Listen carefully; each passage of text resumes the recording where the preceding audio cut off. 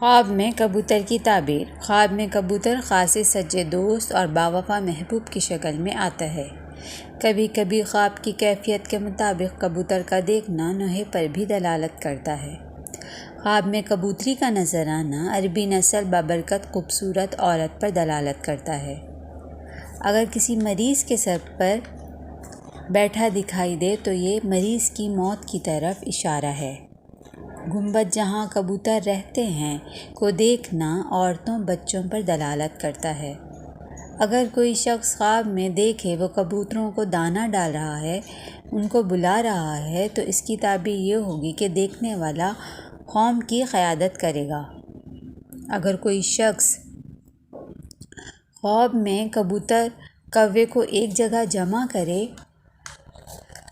یا ایک جگہ دیکھے تو اس کی تعبیر بھی قوم کی قیادت سے دیتے ہیں۔ کبوتر کی غٹرغوں یعنی کبوتر کی آواز خواب میں سننا اس بات کی دلیل ہے کہ کوئی کلام باطل ہے، یعنی اس کی غٹرغوں کسی غلط بات کی طرف کنایا ہے۔ اگر کوئی شخص خواب میں کبوتر کی غٹرغوں سنے تو اس سے مراد عورت ہے جو اپنے شوہر سے جھگڑتی ہے۔ اگر کوئی شخص خواب میں دیکھے کہ کبوتر اس کے پاس کھڑا ہو گیا تو اس سے مراد قط ہے، جو عنقریب دیکھنے والے کو موصول ہوگا۔ اگر کوئی خواب میں دیکھے اس کی کبوتری اڑ گئی اور لوٹ کے نہ آئی تو دیکھنے والا یا تو اپنی بیوی کو طلاق دے گا یا اس کی بیوی کا انتقال ہو جائے گا۔ اگر کوئی شخص خواب میں کبوتری کے پر کاٹ دے تو اس کی تعبیر یہ ہوگی کہ وہ اپنی بیوی کو باہر یا بچہ جننے یا حاملہ ہونے سے روکے گا۔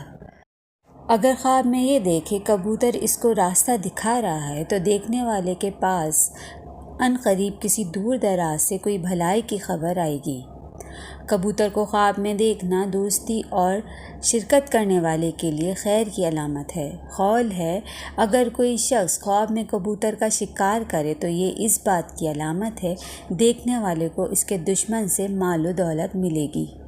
اگر کوئی شخص خواب میں کبوتر کی آنکھ میں نقص دیکھے تو اس کی تعبیر یہ ہے کہ اس کی بیوی کے دین اور اخلاق میں کمی ہے۔